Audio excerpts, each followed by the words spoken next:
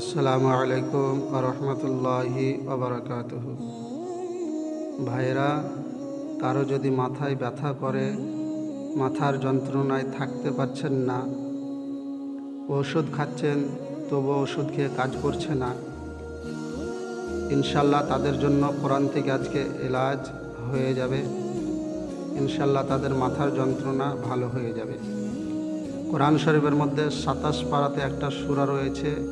সূরাটির নাম হচ্ছে সূরা ওয়াকিয়া। আপনারা দেখতেই পাচ্ছেন স্ক্রিনে। এই সূরার 18 নম্বর আয়াত। এই 18 নম্বর আয়াতের মধ্যে এই আয়াতটি তেলাওয়াত করবেন, ইনশাল্লাহ আপনার মাথার ব্যথা ভালো হয়ে যাবে। আয়াতটি বেশি বড় নয়, দেখুন। বিসমিল্লাহির রহমানির রহিম। লা ইউসাদ্দাউনা আনহা ওয়ালা ইউনজিফুন। এই আয়াতটি আপনি 7 বার পাঠ করবেন। 7 বার পাঠ করার পরে মাথার মধ্যে ফুঁ দিয়ে দিবেন। ইনশাল্লাহ আপনি এটা সকালেও পড়তে পারবেন, সন্ধ্যায় পড়তে পারবেন। আপনি 1 সপ্তাহ আমল করুন।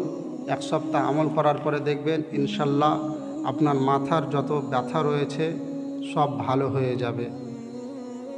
আপনার ফ্যামিলির মধ্যে যদি কারো মাথায় ব্যথা করে, বন্ধু ভাই আত্মীয় স্বজনের কারো যদি মাথায় ব্যথা করে, অবশ্যই ভিডিওটি তাদেরকে শেয়ার করে দেবেন, যেন তারাও এই জিনিসটা জানতে পারে। এবং ইসলামিক নতুন নতুন ভিডিও পাওয়ার জন্য আমার চ্যানেলটি সাবস্ক্রাইব করবেন।